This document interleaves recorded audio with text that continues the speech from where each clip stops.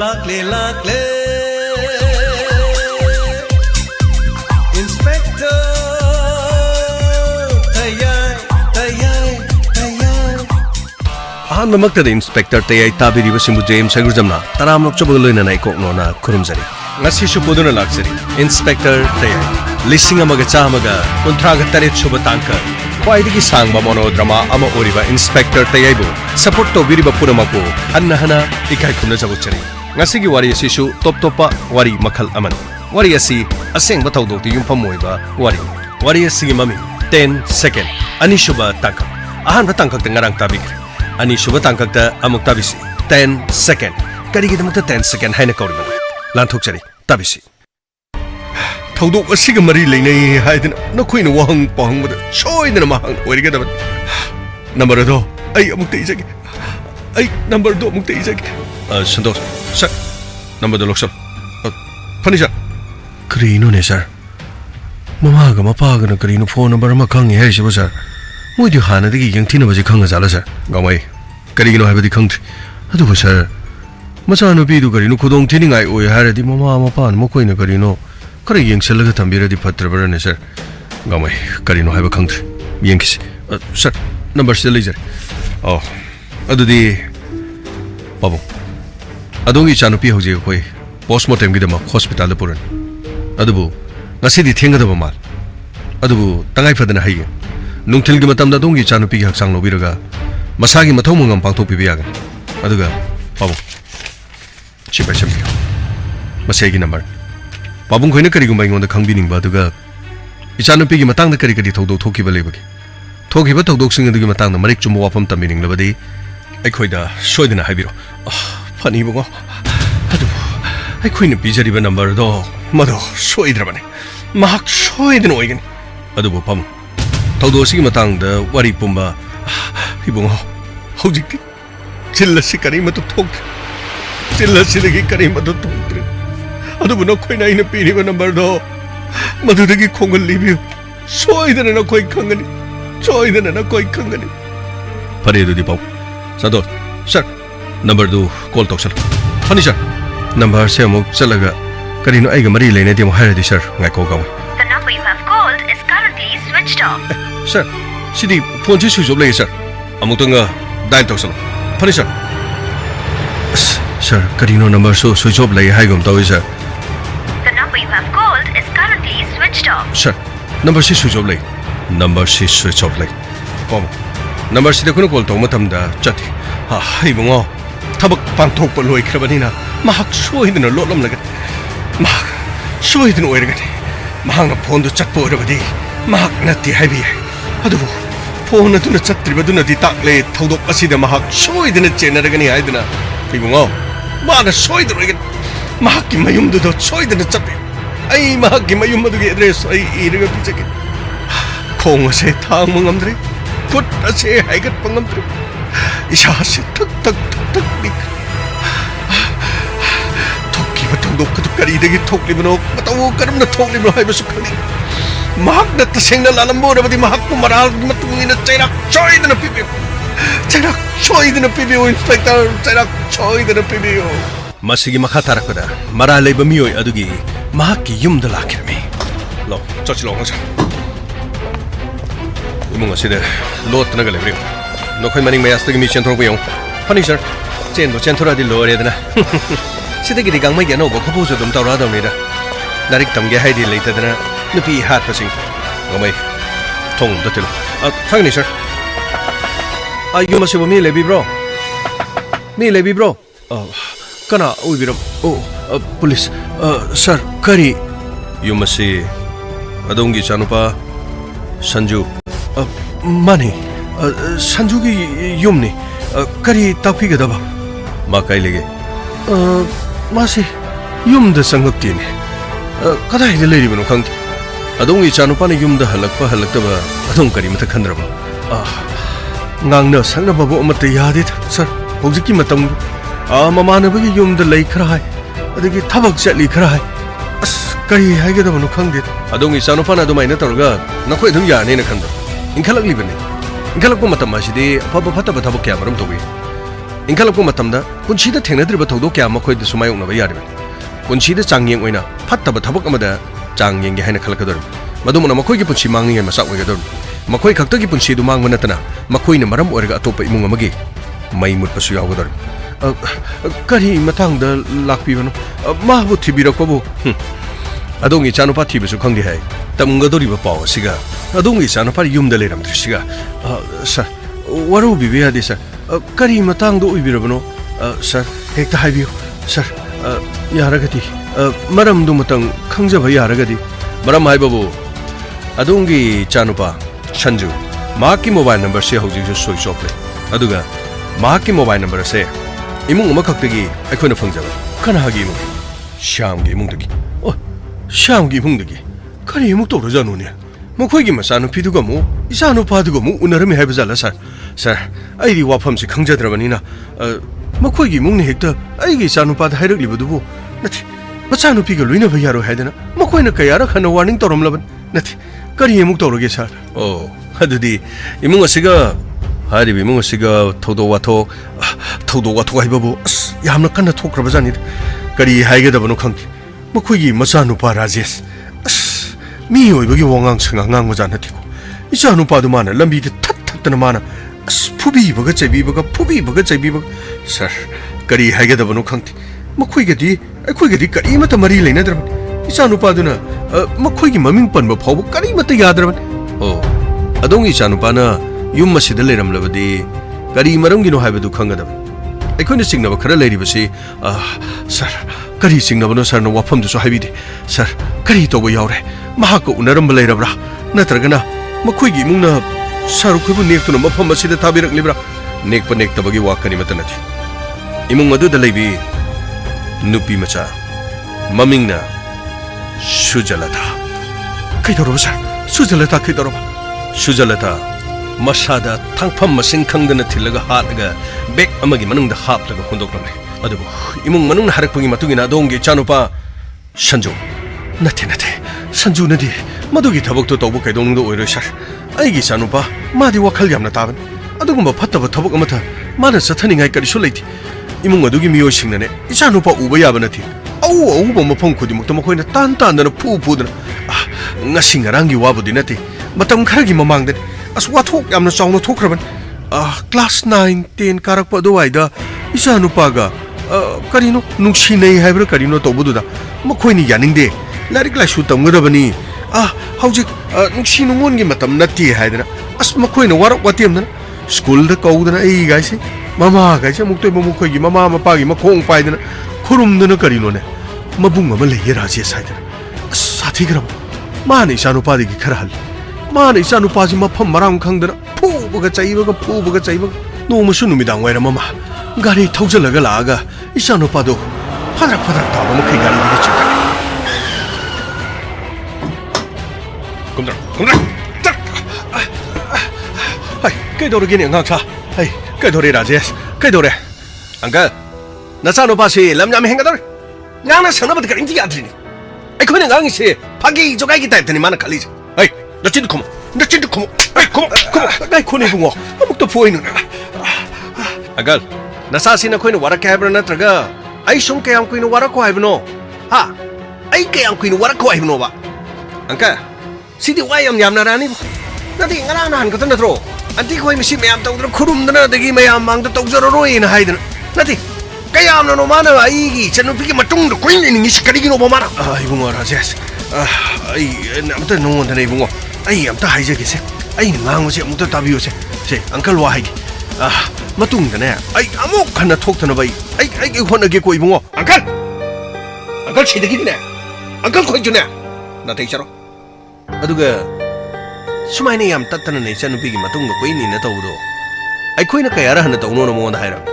ado mai yaba ko bugam leiteba mase mi ya mushti mase to ngai khoni bungo to ngai khoni ai nang ngashina roibne aina nang wada phuri se kayarak ti sura kayarak ti surge hai nangbo yadi harabadi nangbo kari matung inaru no na nangbo yadi harabadi kari inaru no na babungo ai tung ina ba nati ai school sat pane school ta chaladi class su pulli school su pulli adudi school da thingna badu ai school ne angka school yam thono hong tolo ai chanupi na kare school sida makan gana angka masidgi na makata ningai kasulite ai handak hek 11 sidgi nang hong draba nang afaboy ro hechin ibungo rajesh ai koi swaidadi atei tampham su leite ibungo ma ai nasan nupi gane loina dana ba aina su yamna hairabani ni bungo mana su yarabani ai koi yamna ngang seidana dum hona gi bungo soira su ni bungo noina ne khut thadringa da ai ngon da hana muktang haibiu ne ko je noina dom sa do ora su dum hairo ai ngang ge haiba kari matane phattaba ne thondana bo hona si bungo noiga khoi gane unthong na lamba sa ki dra kaino gal lamba sa di kaino angkal loina thagya wangi siro nati lamba sa di habadi khoi na soli noina wangi habani angkal why am nga sagat ngang na bagi matam do nati khoi ko gam sai isanu bigi matung no mana queen in ba mana tamam phom do khoi na sa ji tamandrdi atopa mafam leitro adurga khoi mafam do pige ibungo mafam haibabu mafam haibadi mafam asi thadolga topa mafam amada barada ni khangde kari ni khangde mi mem tamnarsin mafam ase aikhoi ni sanapi tamlasi sanapi lamna salhaning dabagi adugi din sanu pani dana lamna salan atopa mafam da tamalo gaino mafam ase na tamna leitbro ibungo aikhoi gi senthok asi ga sana da dana tobani ni ibungo noi waro gonu kedo buge rajesh yaragadi ibungo yana ba ai mangon ngang seidana honage ibungo nasan nupido aikhoi gi sanju ga sune masu kaura asu khumunu haidana adugane aikhoi gi su kaudana na ai adum haige wari sage ibungo aikhoi gi mai yengdana ne amukta dingak piu ibungo angka masigi matung amu hana isan nupi gi phut tara gi koi bada ma lep lam lama ai fatte na haigan aina tawri bse isan nupi gi punsi kanana aikhoi angkal hoida gunda fanda tawgi wana te angka wakhal thalo nasan pa chu wakhal thalo ai namoi ju kauchin ai ngasi haibunum sigi ibungo yare aikhoi ne warak wate mag yaraga te ne ibungo akhoi kadino amukta khanage bu masak singjiga lai lo chasro hoi sach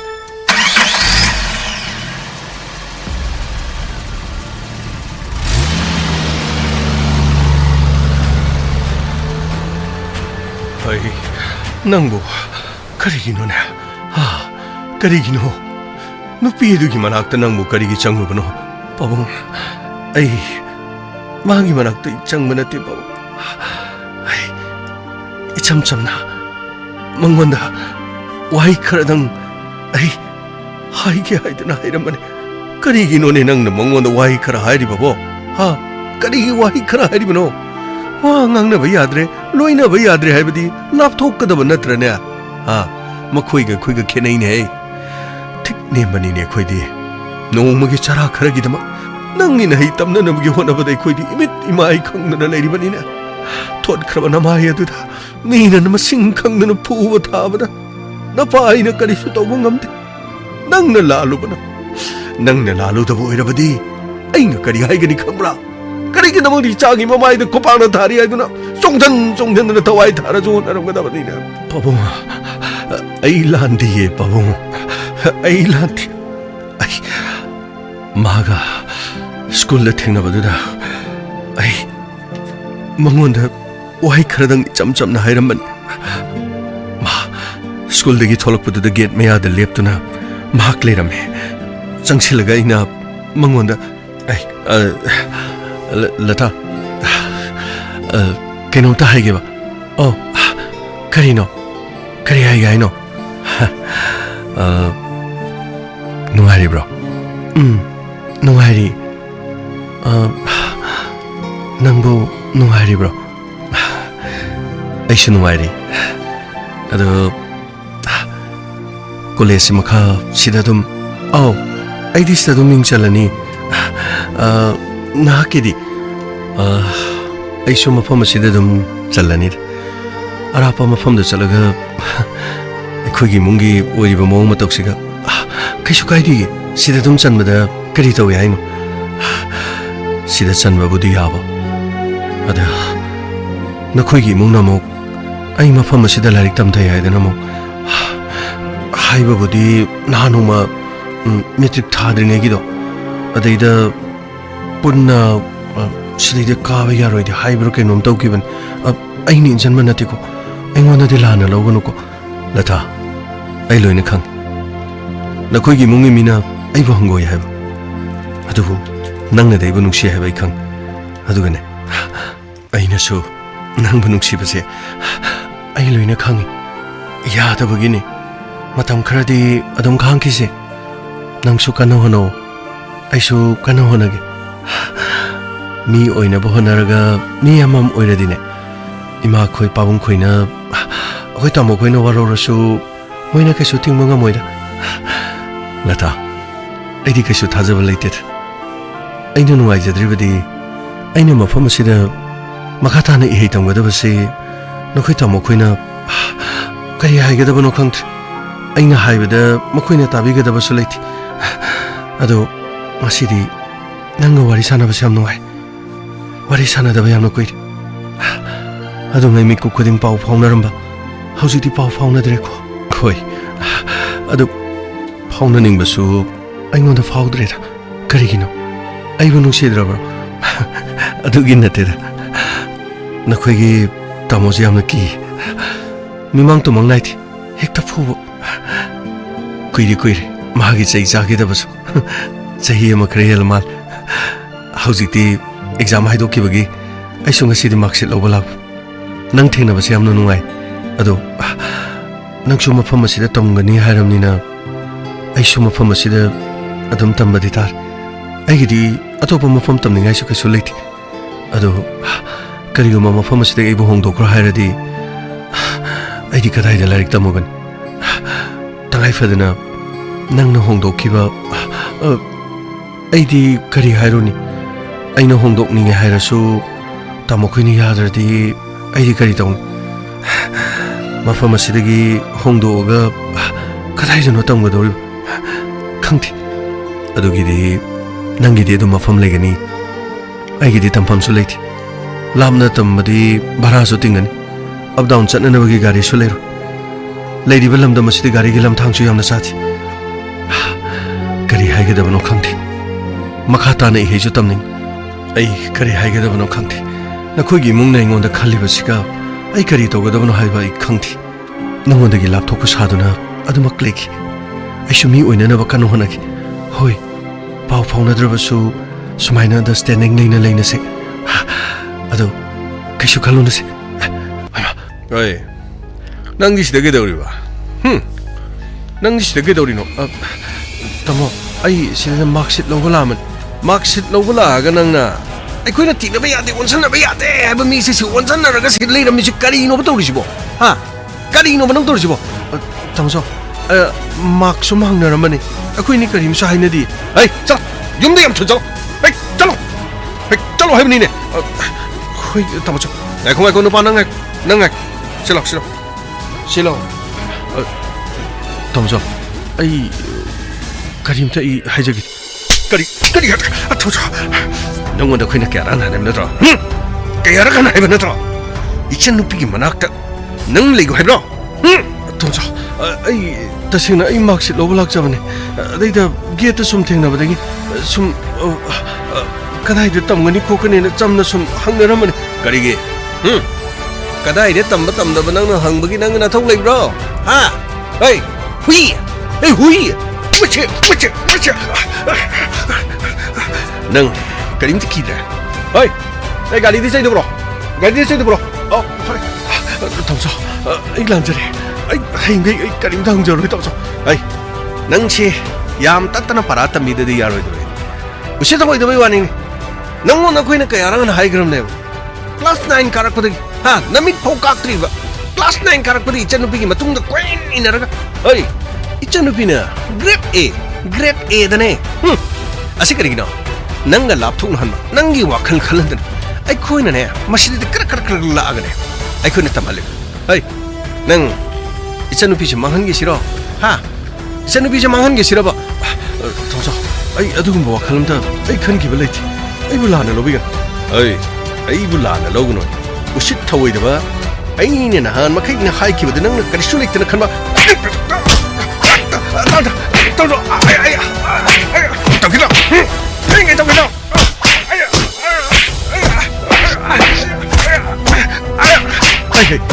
Angchang amuk tungai khone tori hai Rajesh amuk tungai ko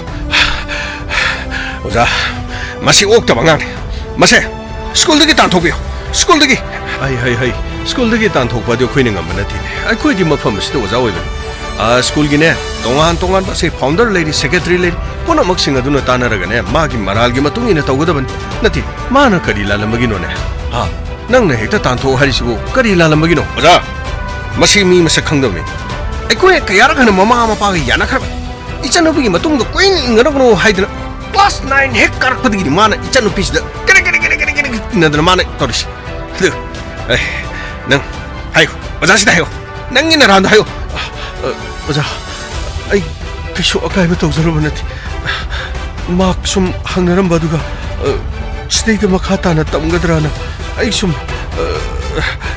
suzalata da ai hangjaru khatan adu mafam asida la aga ai bu hekta ai nachin thiri krigina ngai khoni bungo amuk tu ngai khone rajesh ai pero lekai si mayam puno moksi kharaga yeng nagadabani ni bungo ai school makta da mi atopa malaga school gi chhatra bu phu bai bas dekte yabana yare sei campus asigi manung da thokte hai bo school asigi gate ani thokni bas yamna phajadre amuk to loisana na bataro ko phare oja school gi gate asigi mapan da thokpa tokdoni na akhoi tawjari ei lo chaslo kadai no ai gari da gakol ai nokoi chupari gari chingalune ai lo chundro gari start oja kai to gabirno mayum da mama pada sinazar mage mama pada dare eto go sinazar mage chap thoro som kare ino ne tawrishi pawang masini pawang ai kari sulalo nati pawang maruma pang ne sum hangna basibu yadabro pawang ai ni yadri hairabadi wa ngangna runu yadrane ha khangine nupi masahaduna su nang mukhalli haiba khangine ipa su mini ne adubu yanadre ngangnadre hairabadi imung adu gon sinaduna ai khoi loina ba yaroina ai heng wai phauba loina ba yaro inkhalak bagi matamni nasa gi nokoi yaning ba pamada namha na pawira ba su koi ni yet kada banati adubu ne asu thino usiloi doba asu yamna ai khoi bu mi oina khalloi doba ma khoi ga di loina rubugi kari kanarge ne ladado pai mahi masing shu duma iso so thadena adu khoi su honari ma khoi su kai na nungai be imung dinati khara su no makan magi ma khoi su panglei marei bagi wan ai khoi na khajik ma khoi digi tai hai bagi wan adu bu awa ba maseni on sinna du nei khoi hingmi na ba dum ga ngasi mak macha nu pi digi khudang pai duna ai khoi ni yum da pusalagi hai ba dinati dana kari tawgani hause imung aduga amuk khana loina dana ba kari tawba tai nang tangai phadana school adu da nang tamdaba tai pawung ai kadai ta tamgan pawung ai karamba mafam duna ai na hojik tamga dori bas yengba thare asumna makhoi nu otuna leibadi yaroi nangi na heina singkhakta da natana ne imung asida su nama ga iga leibasu leifam chafam khangoi dori ban ai khoi su pakhale nang na hei tamba satkhraga mabung duna sumna tattana phu chaiduna tawlerabadi kari tawgani ibunga nang set na nang amuk tang hayo ingonda machan nupi du dagi nang matam chupagi oina lapthok le haiduna amuk tang hayo ipada hayo se ayo lata hadigi nang lapthok na leigani hayo ai lapthok na leibana te pawung ai di lapthok tu na dumak leirabane pawung ai makhoi digi lapthok kan makhoi ge naksin adana ba ai khonagani pawung ai makhoi digi lapthok na leina khonagani pawung se pagi mungo ngak lerbadi namasune law kaithel kumlaklat law imungi thabo ingkhang mateng pangdana ne asangba matamda larik laisu padana layu law makhoi go onsin aduna ne akhoi kari su kana ba porok si nang nabu matik charaba nang ne hek mai pakpa mi mo oirabadi ne nangi yekna ba pumna mak nangi oigadori bani ne taibong mi oi ba haiba se magi machat amal hanthaba mi bu hanthana yengba nungai ba mi bu ne nungai ni yengba yengoi ani hemba da leiba mi na ne awang ba bu thangkat tu ni yengi do awang da leiba mi na ne ani hemba da leiba bu hanthara ga yengi do masi taibong mi oi ba gi lisan yengoi aikhoi nemi mi na ne mathak ta gi yeng tharakan chap manarabadi leng manani yengadori ban matik chaba mi oina na bohona gadabani ko khoi pabu ai hona jage pabu aduni dana mashini ai chanu pana sumna makhoi digi lap thoki aduga ngasi tari ba paw siga yama adongi chanu pa yumda leirabadi asengba singse pumna mak khangadaba adongi chanu pa mara leiti haraga adongi chanu pa na karigi damoto phone switch off tawdunu legadori bano adudi phone yadabane hena khalas mai yaudabane hena khalas adongi chanu pa laglabadi station da soidana pubiro masidagi hena phaba atopa lambi amata le ibunga ai soidana ma yumda laglabadi ai soidana puraga laksaki madupuna makto makoina haijinba toksinba tamsinba gaktan ibunga ai koina pakhatpa masu leini ne tawrise karino habiyo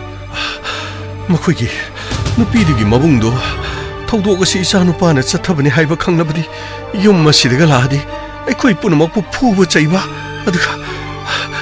yum mai thagi phawba hairakadaba malibasa as karino tawgadabase aikoi yamna pakhalis karim to wabir aikoi phanana badum sinjarak aduga adongi chanupa yari makai pau phaunaraga aikoi de surrender tawbo natragana imung manungai khoi da lakmina masidagi na phaba to palambi amata le aduga sir thawdogasi isanu pana chathabani haibadi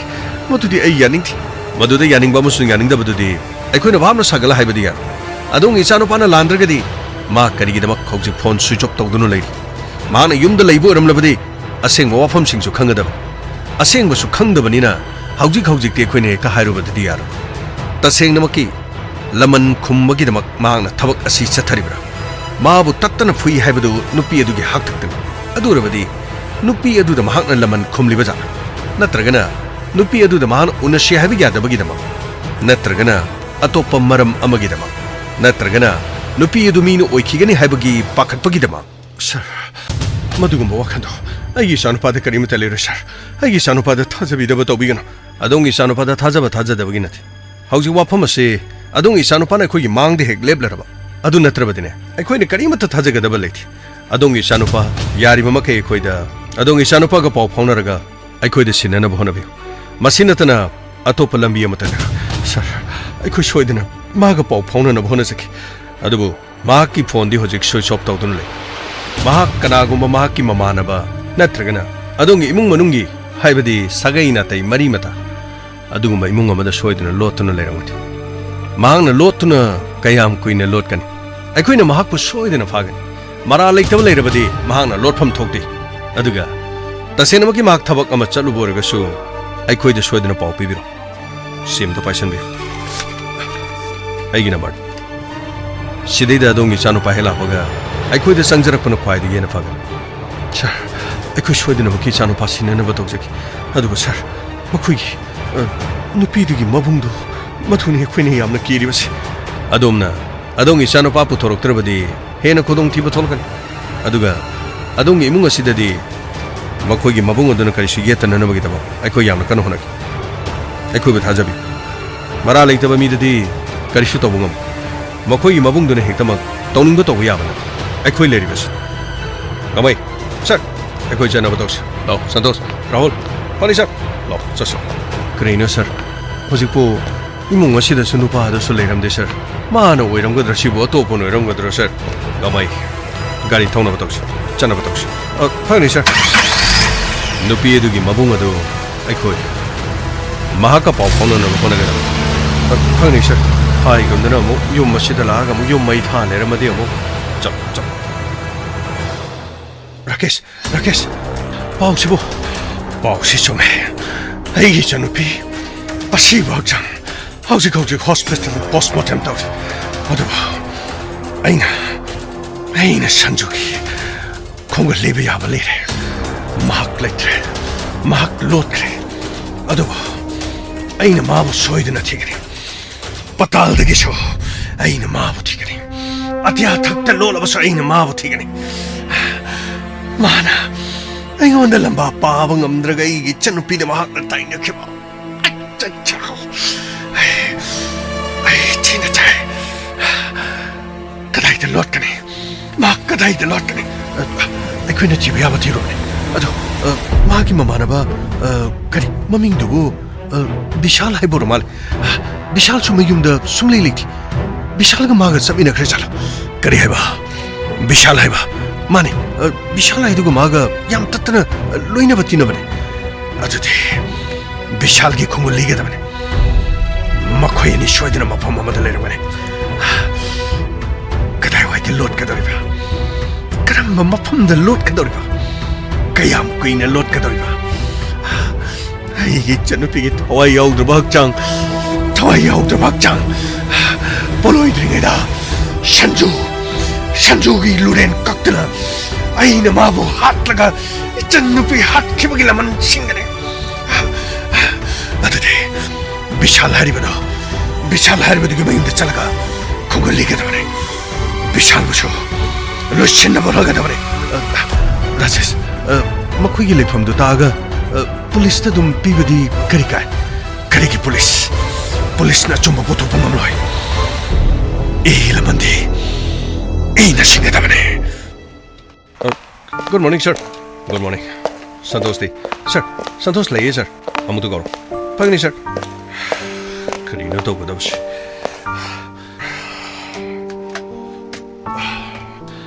sir हम तो संजर के sir ओ संतोष लो चंग sir करी heavy की बच्चा होजिक से मागी last call sir मागी लास्ट कॉल थी सीधा ले जा सर अतः माँ कना वारी सन सर माँ से तसेना लेखिद्रबी नुपी मसासिगा मागदी कॉल ददी वारी दी सानद्रे मतम खरगी ममांगदा याम कुइरबगी ममांगददी मखोय वारी सानरमगा सर होजि पोबगी अइना सिंगथोकजे था तरुकी सिगी मतम सिददी अमत लेत्रे सर अदुगा मखोय इमुंग मनुंगना हाइबदसु मतम खरदा पाव फाउना हाइबदु सर अदुगी अकुप्पा मरोलदि सिंगथोकत्रे सर रिपोर्टि लानी सर फरे नुपी मसाददी सर नुपी सिसु अतोपा मसुंग ममानबा खरा वारी सानबसि याम कुइना सानबा अमति याउदि सर मसिना ताकपदि नुपी मसाजे अतोपा नुपा अमगसु मरि लेनबा मानथि अदुगा नुमित अदुदा सर नुमित असिदसु कोल वारी सानखिबगी करिगुम अमत लेथि अदुदि यामना लुरी अदुदि अमगा सर संजुगा कनागा वारी साने सर संजुगा वारी सानबजे सर सिदा मागी ममानबा सर विशाल हाइबम खले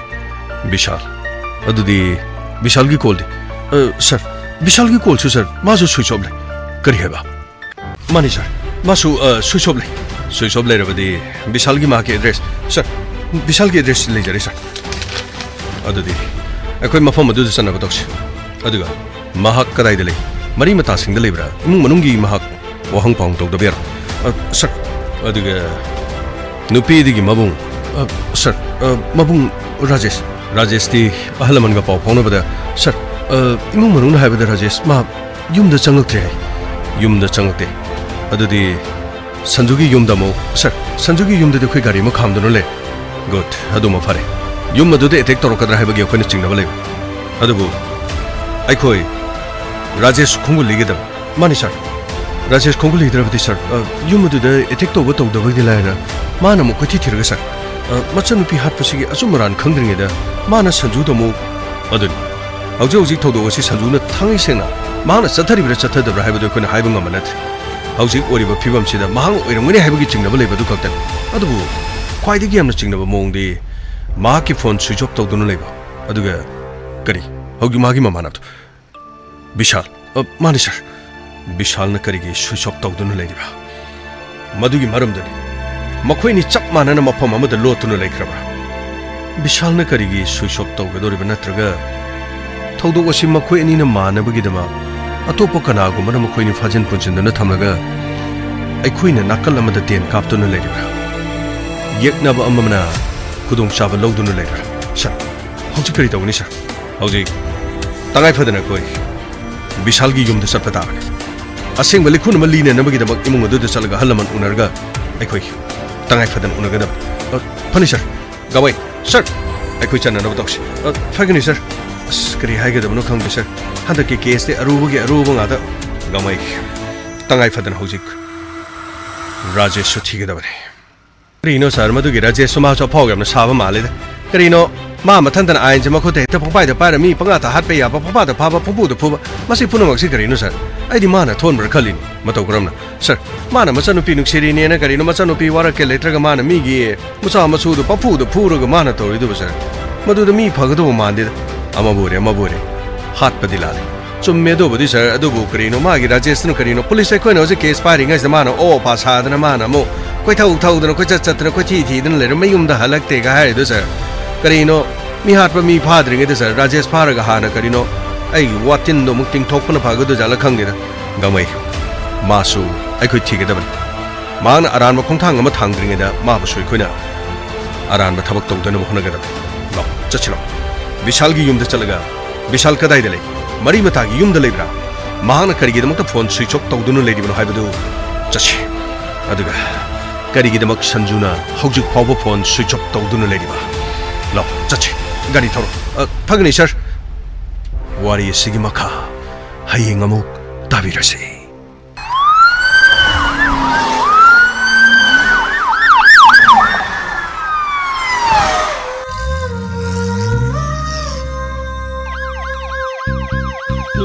Lakle Inspector Tayai Lakle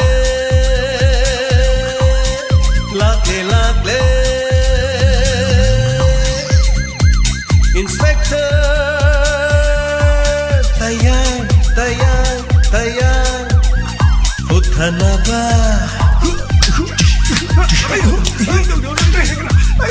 Kanbinaba. Thank you, sir. Welcome. Uthanaba. Kanbinaba. Inspector Tayai Lakle Inspector Tayai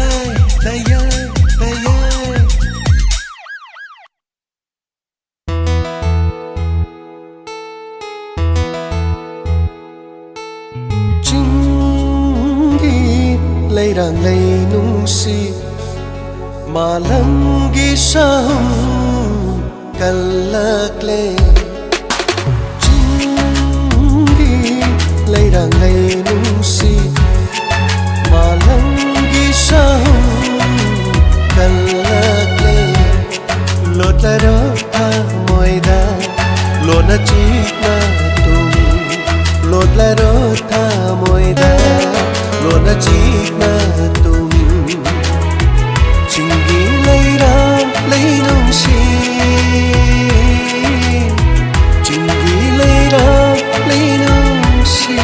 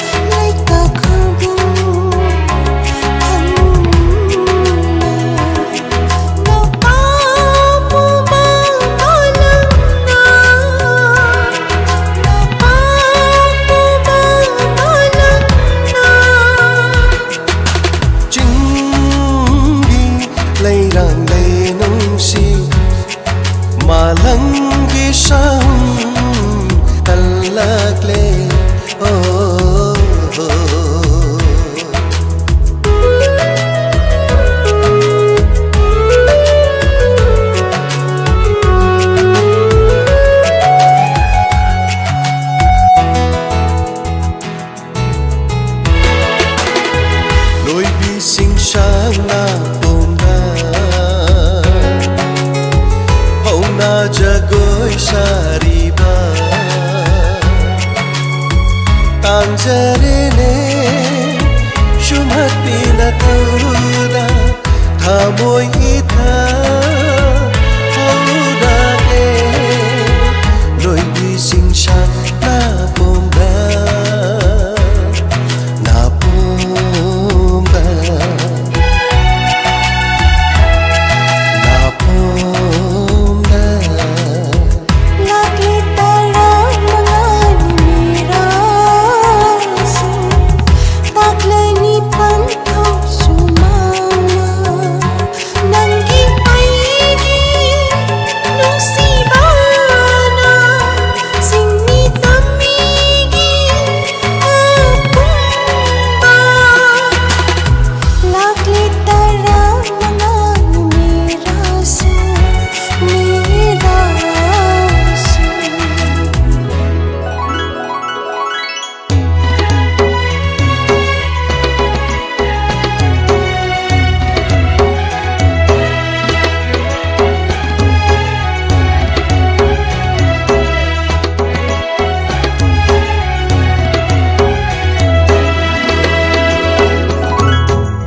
Sing na lai ja kik lage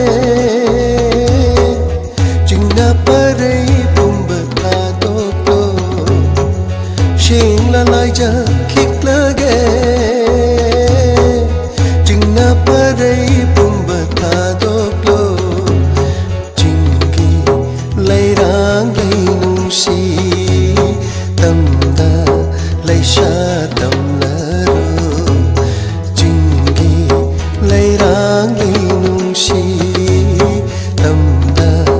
lai sha tam la ro Chan taka phung masilang Kamana kinali van kari Ringa nau na tada uklumi Singri ma singasay Chan taka phung masilang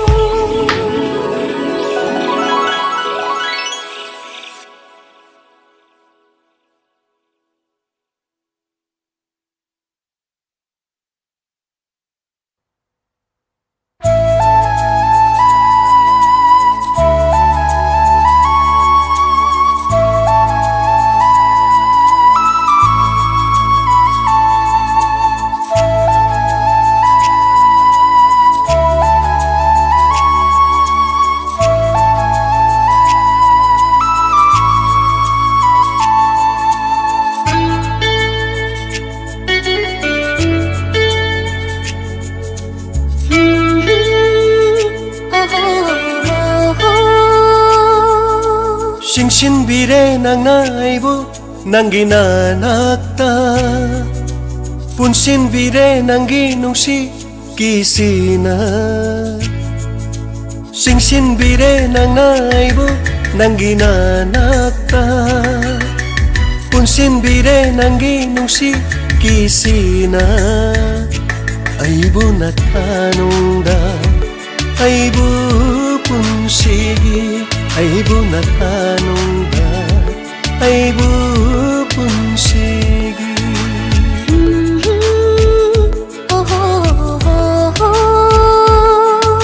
Sing shin bire nang naibu Nanggi na nakta Punsin bire nanggi nungsi kisina